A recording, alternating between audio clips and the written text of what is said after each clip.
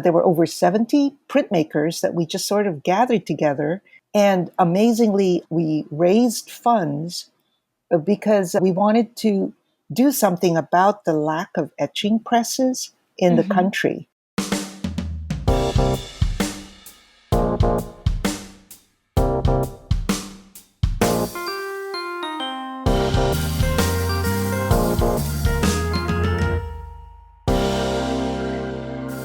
Hello, print friends, and welcome. I'm your host, Miranda Metcalf.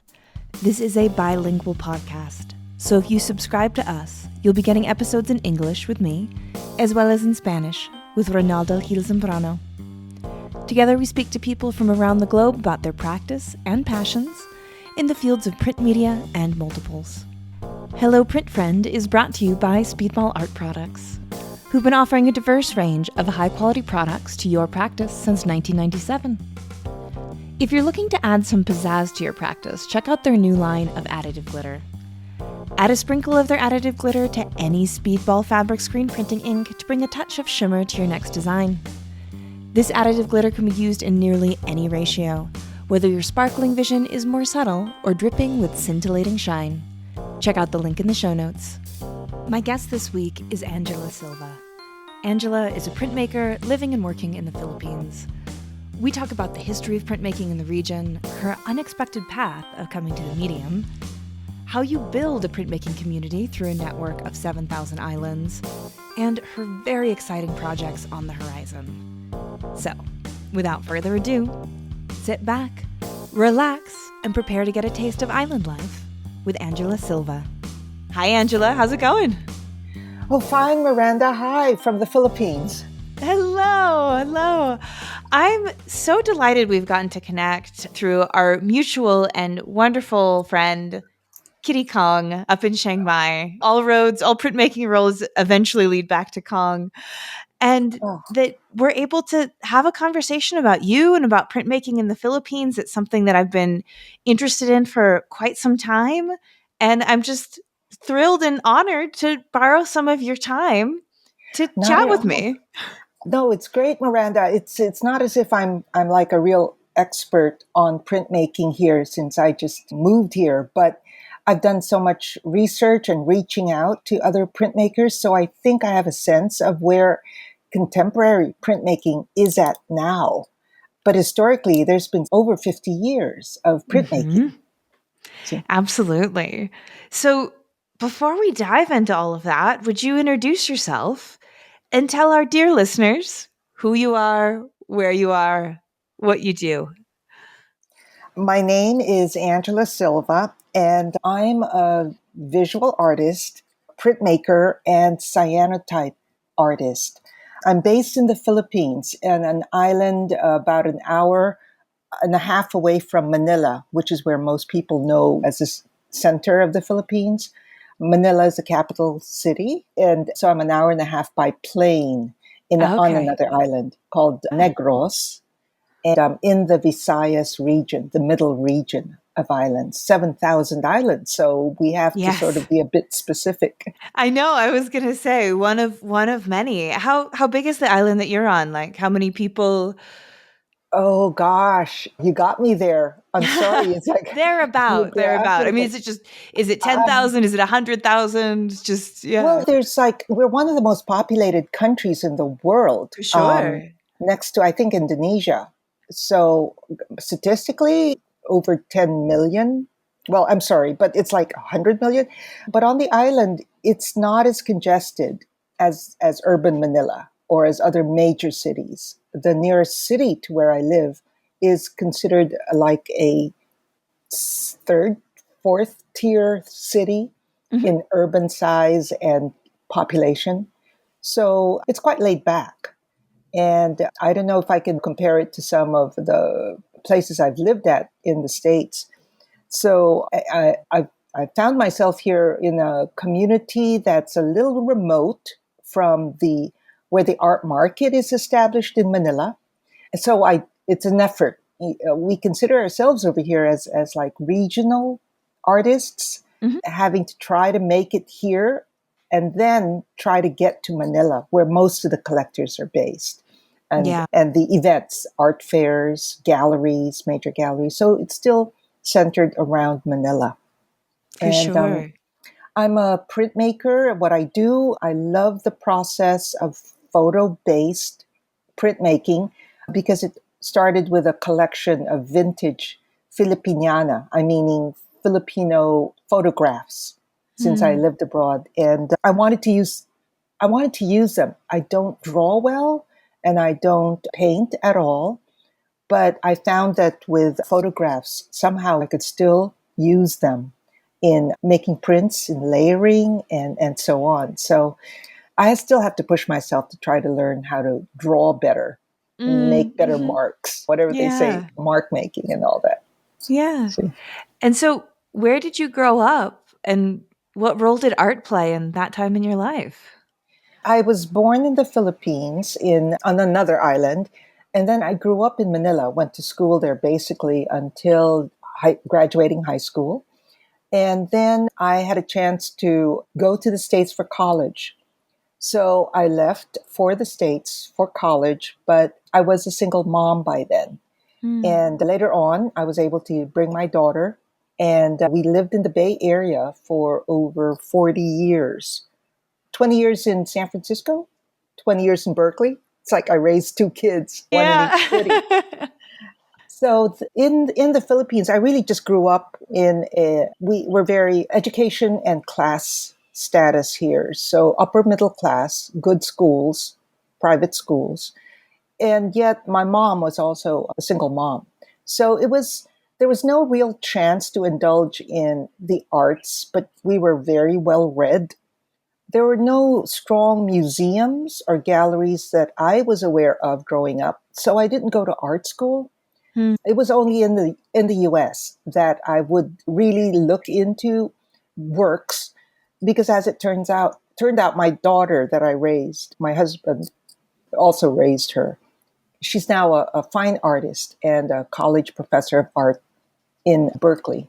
Lovely. So through that, sort of like I started to focus on what it is about making works of art, appreciating it. And then I took up workshops for the sort of the arts and crafts, like how to do things. I'd always been sort of inclined to try something different, calligraphy or whatever. So it started with, again, back to those photographs that I wanted to do something with them. And at the time, this is about the early 2000s, sort of the arts and crafts market really took off, the scrapbooking market. Hmm. And that was very encouraging for someone who'd never really taken any courses. So I started to do and dabble and play. And then I loved image transfers. That was a natural connection. Image transfers with photographs, so much so that I learned so many techniques at the time. And I started to teach them in workshops. And at the same time, there was also Polaroids.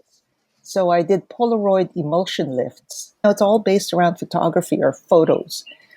And after a while, this digital collage making with layering started to come out with some digital artists. And I got very excited about that too. And I started to try to make digital collages, taught myself Photoshop elements, very simple, and couldn't figure out, with collage, it just wasn't as layered, transparently layered as I wish it could be, especially if I wanted to overlay text or other things.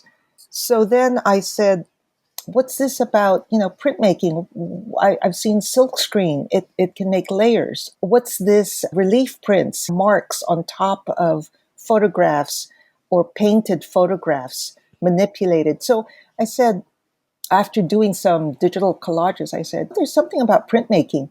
So in Berkeley, there's Kala Art Institute, and very well known, at least on the West Coast.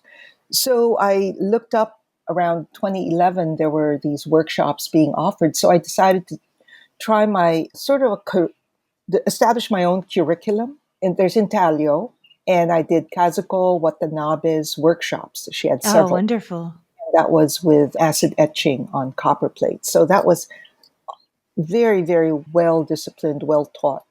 And of course, there was also photopolymer photogravure. And then there was Ron Pocrasso, who was doing some great monoprints, but yet still using imagery.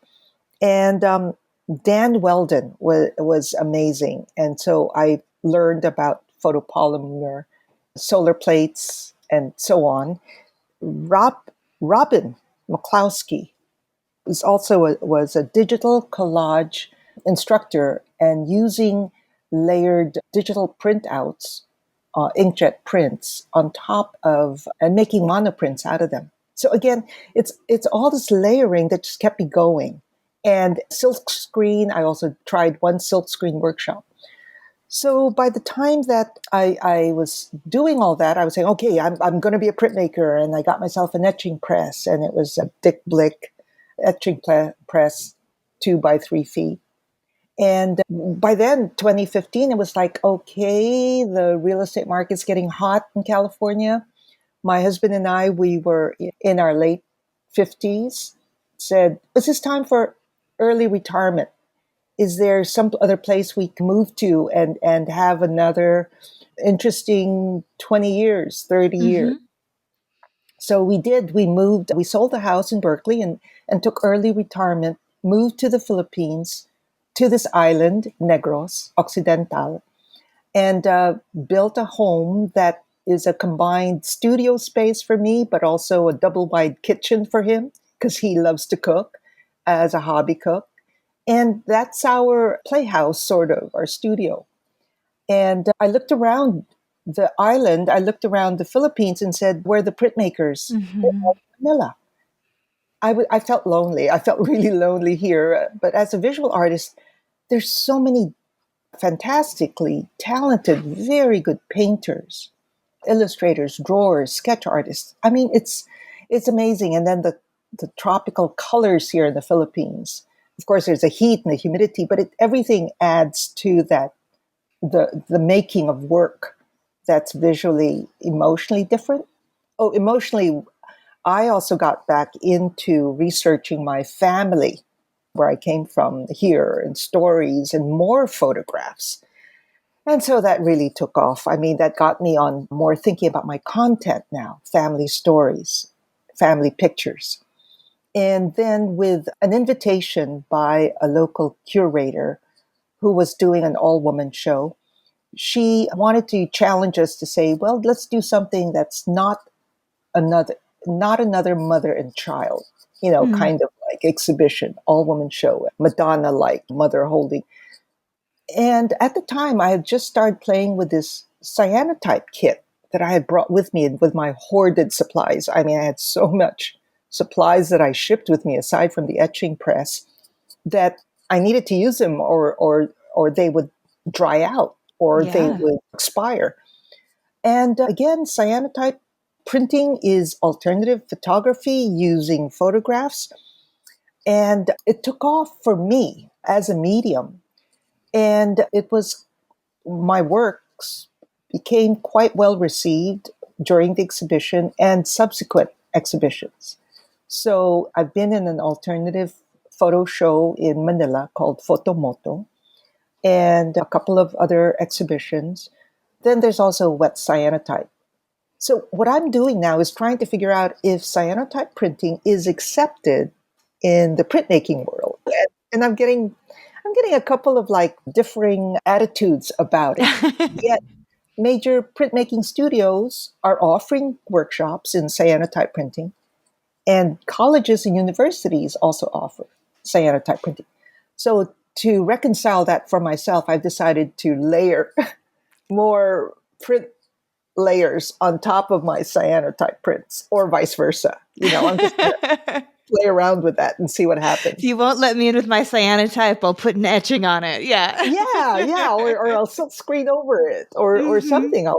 Yeah. I mean, what's so nice over here is that maybe we're not so much printmaking purists because contemporary art making allows for a bit more experimentation, a bit more mixed media. So I've found this term called expanded printmaking that I just want to go after. And Kitty Kong did a wonderful little talk for our group here in the Philippines about that. He was invited to talk about expanded printmaking along with some other major printmakers in Malaysia and in the Philippines. So we're trying to be active also around here in Asia, Southeast Asia. But my focus still is, the 7,000 islands of the Philippines. Yeah, of course. That's wonderful. And when you're printmaking on an island, do you ever have trouble getting supplies in or getting what you need? Like I know from my experience in Thailand that's not even geographically isolated, try to find a litho stone there, you'll probably be out of luck. So do you order internationally? Is there a local art supply store? What are the logistics of where you are when you're printmaking in a tropical island? Well, when I first arrived and I was starting to talk to other printmakers, I had to learn from them. What do they do? How do they teach printmaking in the University of the Philippines campus where they offer extra curricular classes in printmaking? They use offset commercial inks. Silkscreen printing here is so popular because of t-shirts and merch. Hmm. So I think with paper, they will just try to have basic good paper that's available because this is also on a student budget, on a university budget. But after a sort of passionate printmaker takes it on and says, I want to learn more, I want to do more, then they will be told, well, you should try the better inks, the etching inks, because the qualities are better, pigment, or the binders, or the things that you can do. So there's relief, and then there's intaglio and etching, but it's so expensive. So Yeah. it's either we personal travels abroad, favors from friends who can shop, and what we have is this box. It's this huge box that overseas Filipinos, when they come home, they just bring like a Christmas in a box year Hmm. round. And I've done that and filled it up with art supplies. Problem is still, again, is humidity over here. So we have to be Yeah. careful about our paper. We have to be careful about our inks. Not so much that they would dry out, but that they might rust in their Yeah. containers. It's random living in the tropics. It's not easy. Everything has to be sealed in plastic with desiccants. We hope that with more printmaking eff- efforts and printmakers happening, that the local art supply stores, and I'm working on them, contacting them and asking them about adding more to their line. So there's just one line of oil-based etching inks through our local art supply store, but it's expensive. So Yeah. again, after playing and learning with offset commercial inks that are so cheap, and we've got a version of Amazon over here in Asia called Shopee. Hmm. Otherwise, Amazon has this program, and I don't mean to promote Amazon, but they do have a shipping program that's quite reasonable. But dollar exchange is not in our favor. Hmm. So yeah, we do have a problem with affordable and accessible supplies. Yeah. But that also can breed such creativity and collaboration and problem solving. I is what I found as you go anywhere in the world, people will find a way to print. People in remote parts of Thailand, it's just if you have to make it from scratch, you'll do it. You'll find a way to make printmaking happen.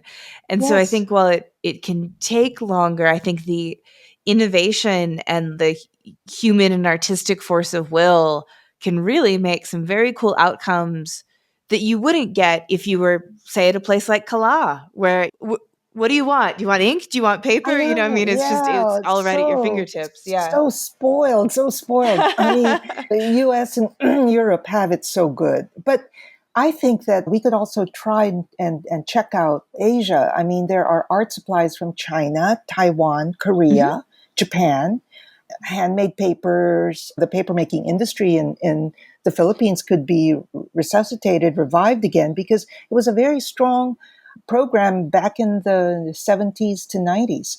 So it's a matter of just like taking the time and effort to try the supplies right here in Asia regionally, Yeah. and Yeah. Could you speak maybe a bit to the history of printmaking in the Philippines as you've come to understand it? well, there was in the 50s and 60s there were one or two artists who. One of them is Manuel Rodriguez Sr., who's known as the father of Philippine printmaking. It was sent abroad or went abroad and learned, I think it was through a US program.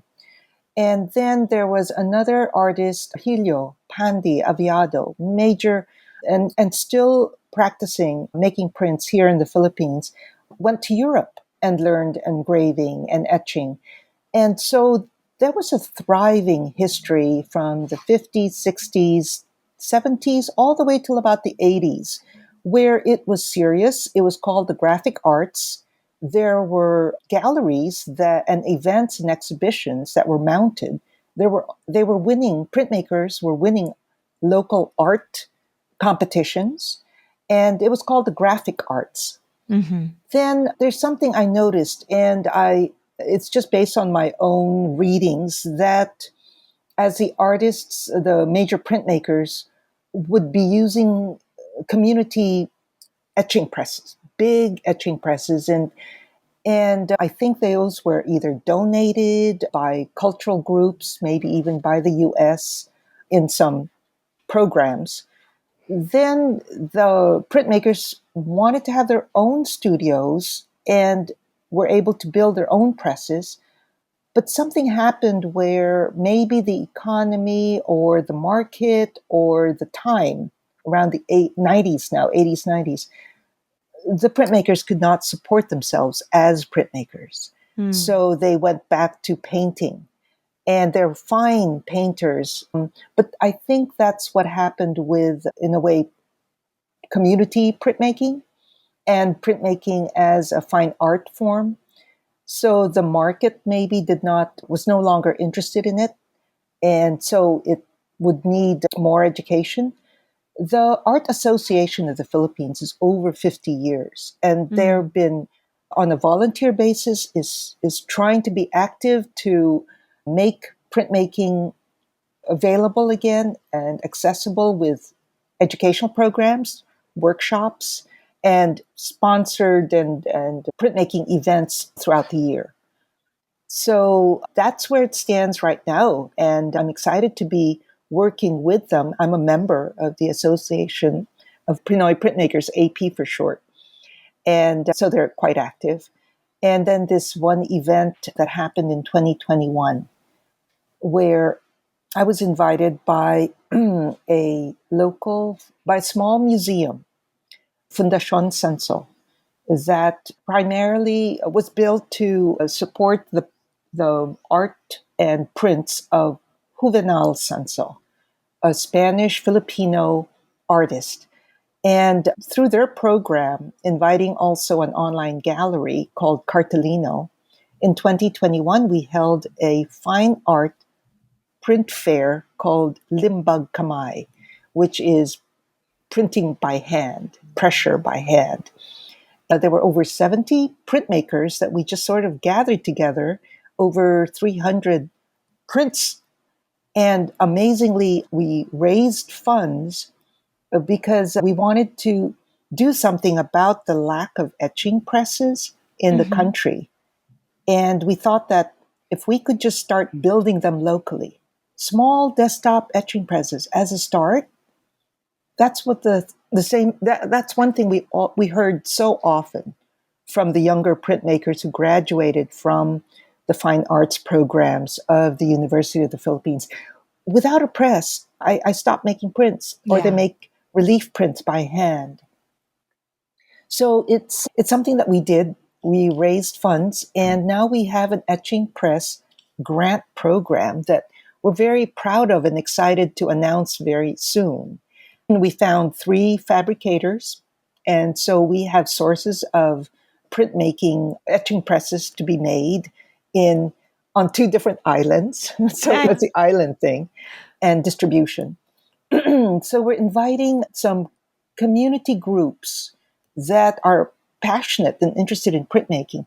if they would want to apply for an etching press, apply for a grant.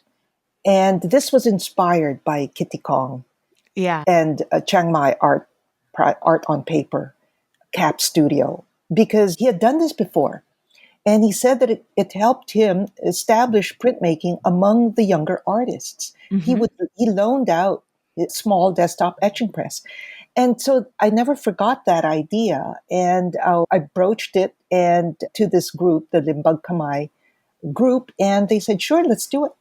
So it took us a year to find, produce, and test etching presses. And now we have 3 built ones. They've been tested. I've sent out 4 invitations. And along the way, what was so amazing was that there's now a donor program that I wasn't expecting it to happen, but Fundación Sanso is acquiring, paying, and buying an etching press to donate to an art school in another island, in another province. And a major printmaker is donating an etching press. That's Elmer Berlongen, the painter and printmaker that I mentioned, who is a big supporter also of printmaking.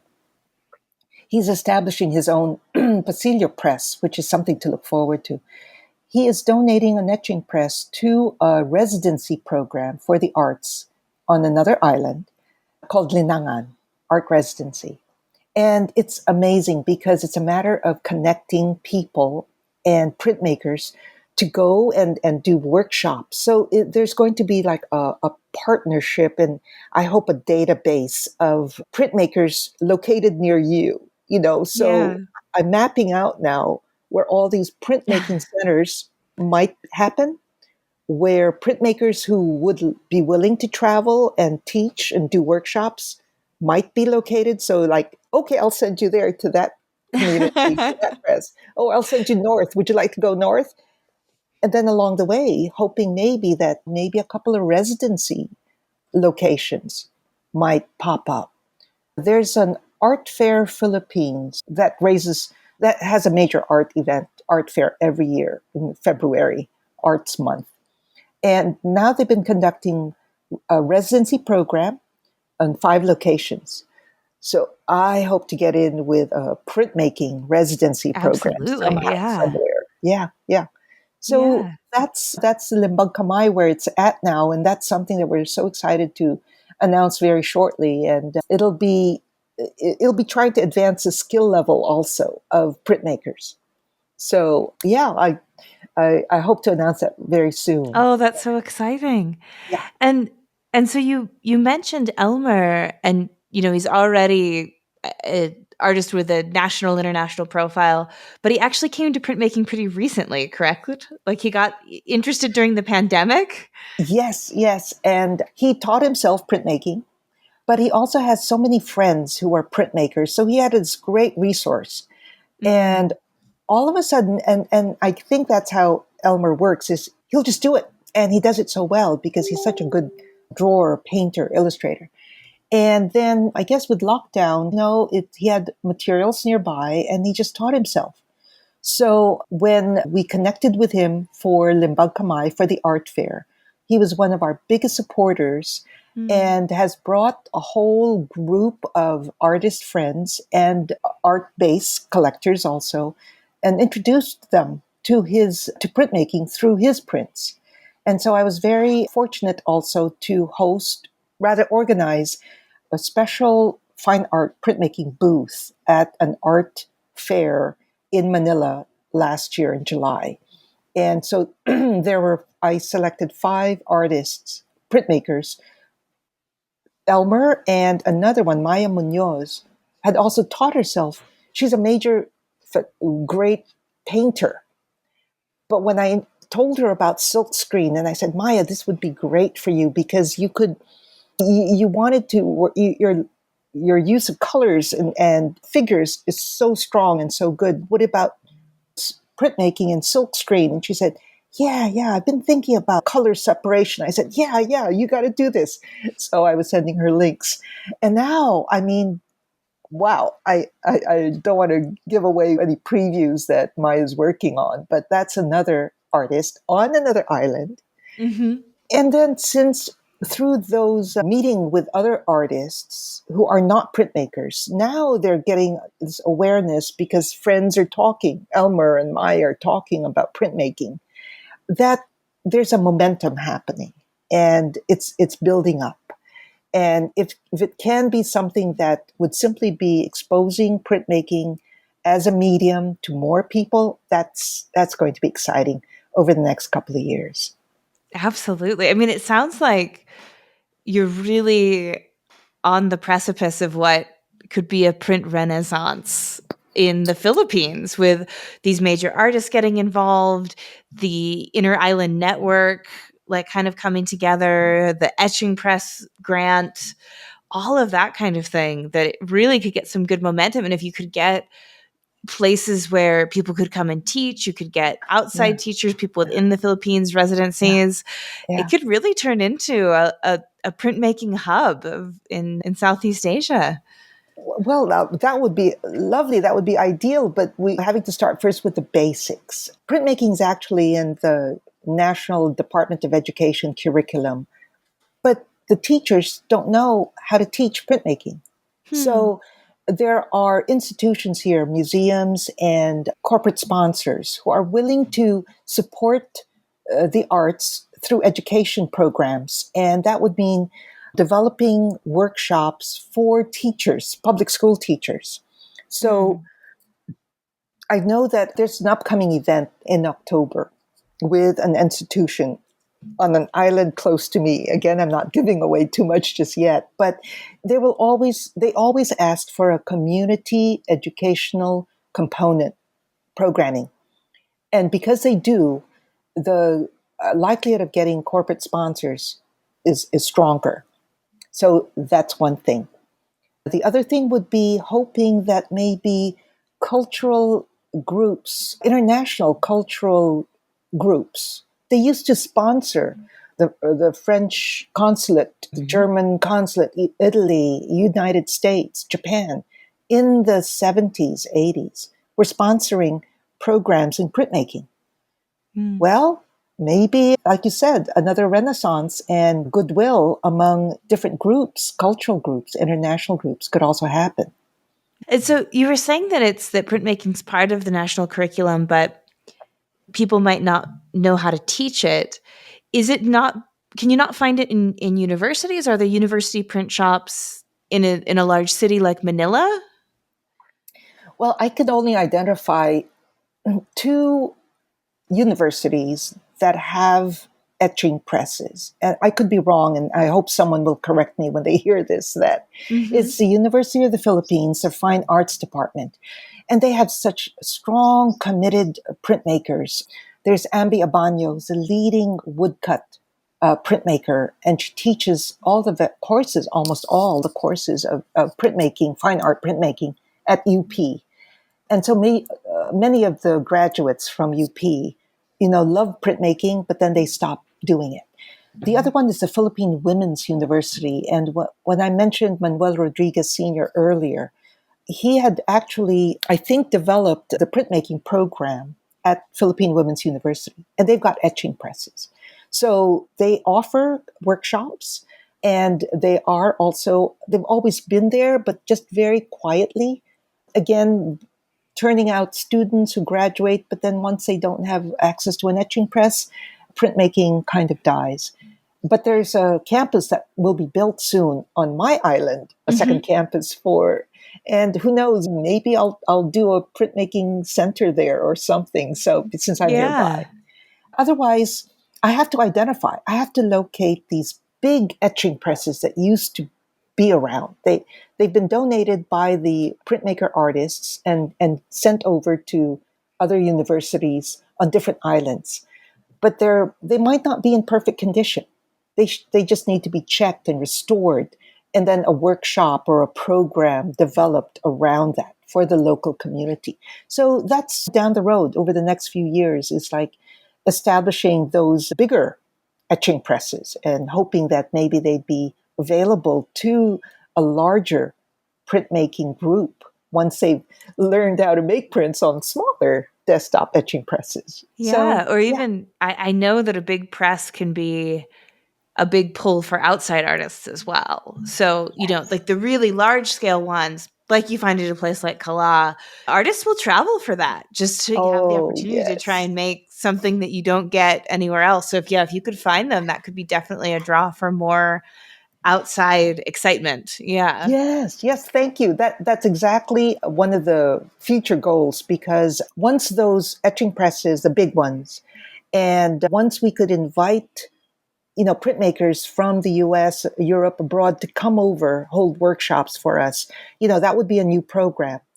Going back to Elmer Berlongan and his Pasillo press, that will become hopefully a center to go to.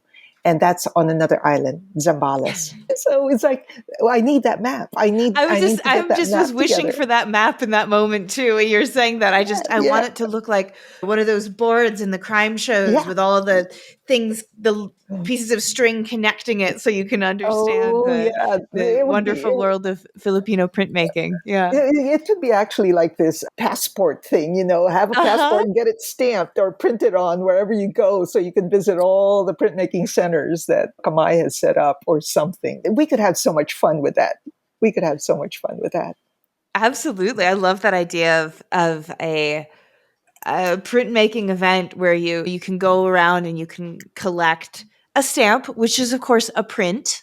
Yes, yes. Collect a stamp, and then you get, I don't know, you get a print at the end or something if you collect them Right, all. right. I know. There's so many things. There's a print exchange because we pulled it off once last year with Fundación Sanso. It was inspired by the Open Press project, those Mhm. little 3D printed presses. And when Open Press in Germany sent out a call for submissions, four of us printmakers here in the Philippines, we had presses. We'd either had them, built from the open source or we had a press from Open Press. And so we joined it and found it was so exciting and so much fun. We decided to hold our own print exchange. And so I 10 10 of us, and Fundación Sanso mounted a little exhibition of these 7 cm, 3-inch by 3-inch prints, and mounted them on such lovely Aw. frames that Uh-huh. gave it such gravitas as a print. And then at the same time that was exhibiting, we held a 1 day print sale. So printmakers who could make it came over and sold their prints on the table. And it was 100% of the sales went to the printmakers. That was Mm. amazing. Just simply hosted it. And that was so generous of them.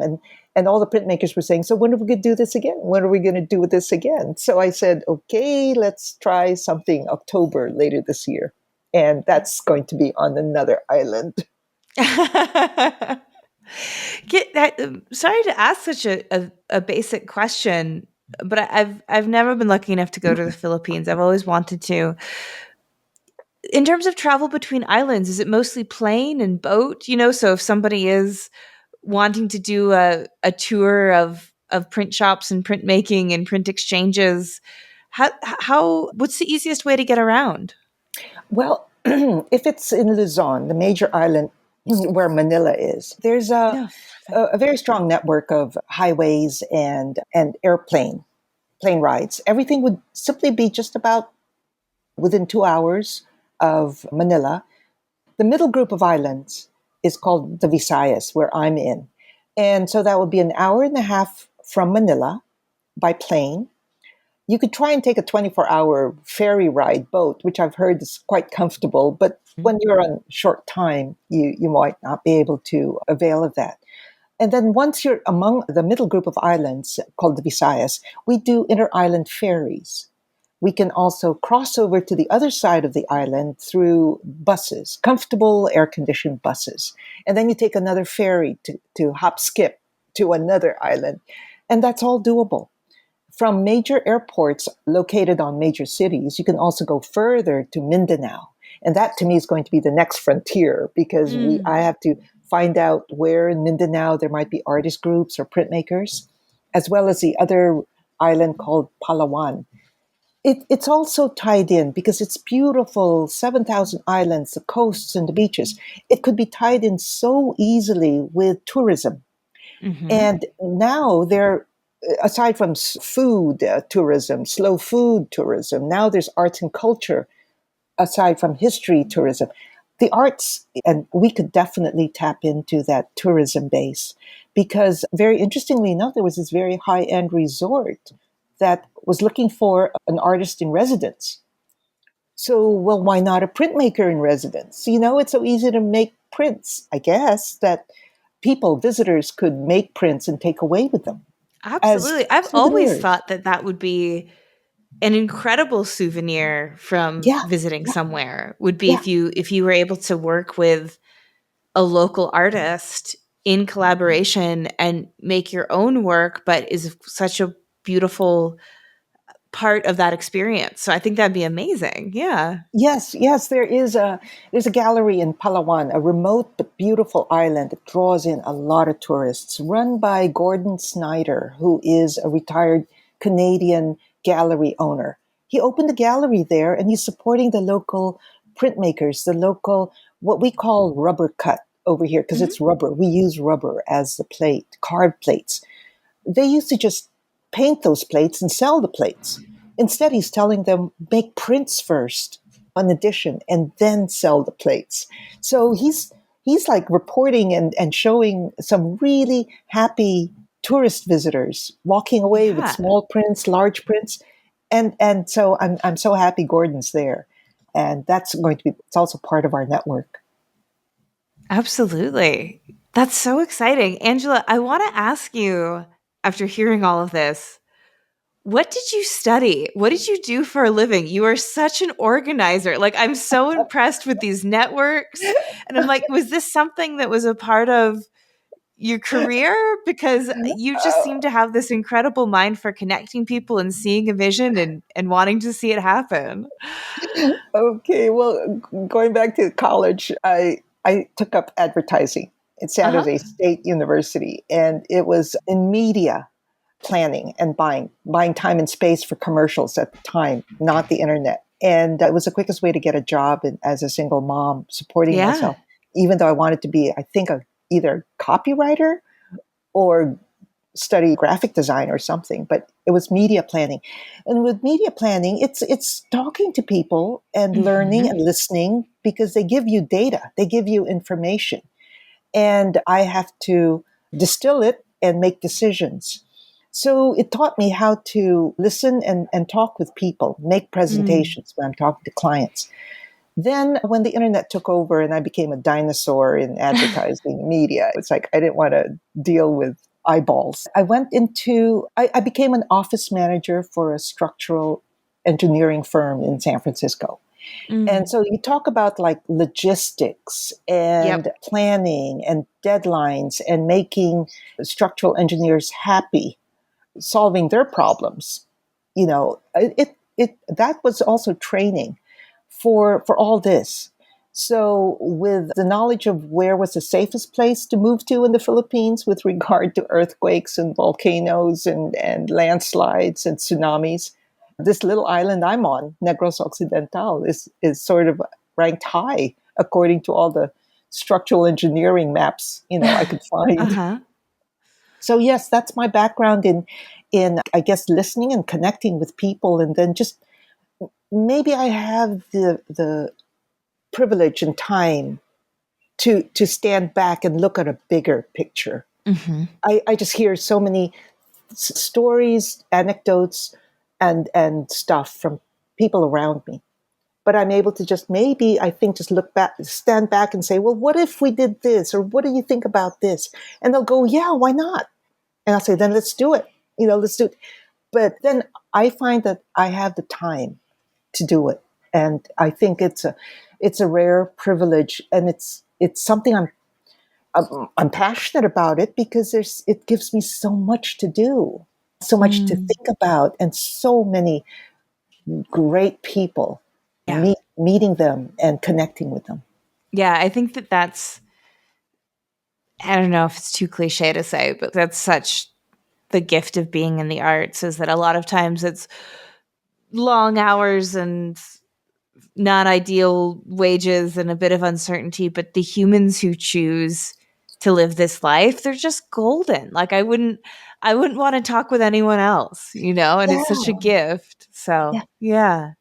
There's so much more to explore here. I guess in my own small community of printmakers about talking about art and art making and where the medium could be, even developing concepts, ideas, and then taking it to the next level of printmaking.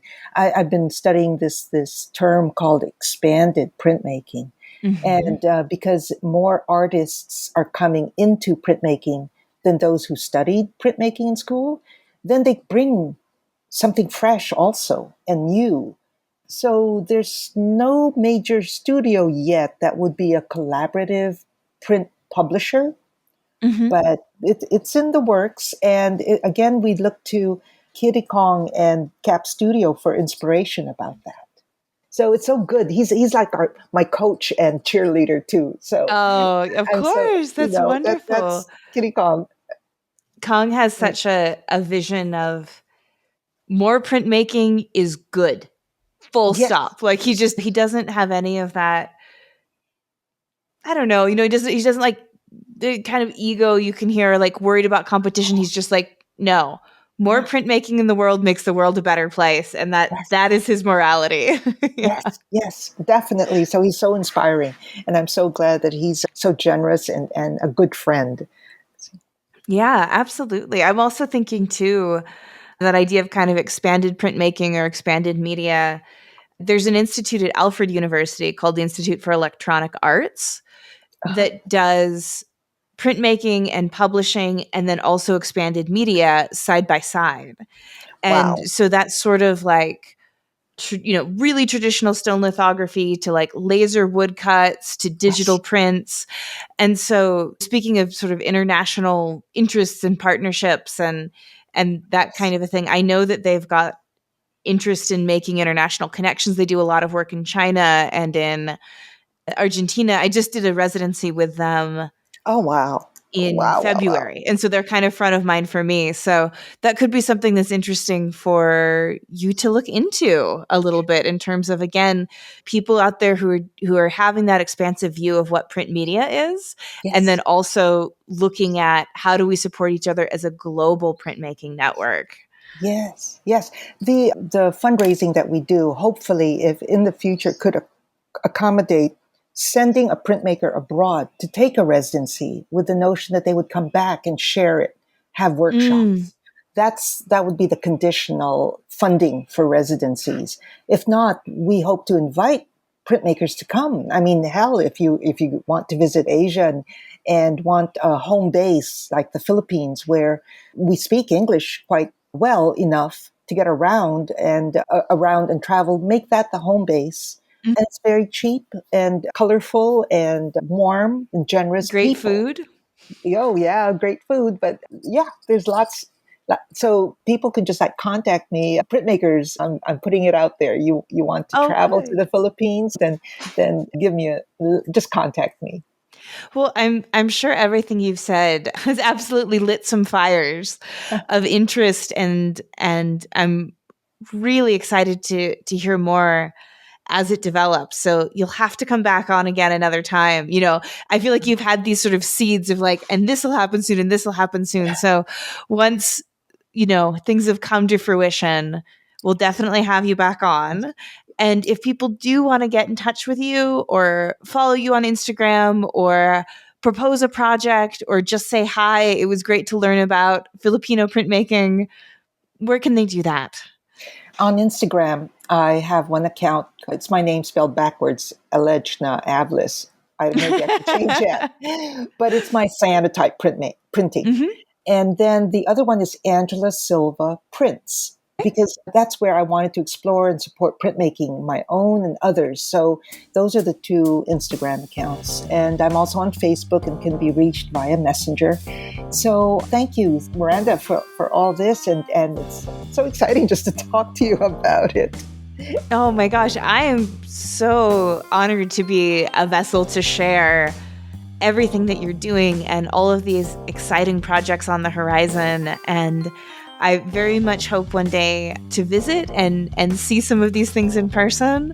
Yeah. And so thank you so much for the work that you're doing and for sharing with us so beautifully. Well, I'll send you an update on the map, Yay! because that's the only way that we can show the progress, and just little updates. Thank you. Absolutely. Oh, thank you so much, Angela.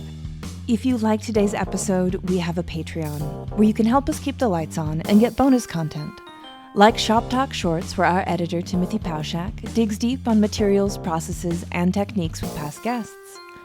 Also, if monetary support isn't in the cards right now, you can leave a review for us on your podcast listening app of choice, or buy something from one of our sponsors and tell them Hello Print Friend sent you. But as always, the very, very best thing you can do to support this podcast is by listening and sharing with your fellow print friends around the world. And that's our show for this week. Join me again next week when my guest will be Chema Scandal, a graphic designer and printmaker living in Chicago. We talk about his early influences in the vibrant art scene of Mexico City, how he came to use his iconic luchador mask in all public representations, collaborating with bands, his zine fest, and so much more. You won't want to miss it. This episode, like all episodes, was written and produced by me, Miranda Metcalf, with editing by Timothy Pauschak and music by Joshua Weber. I'll see you next week.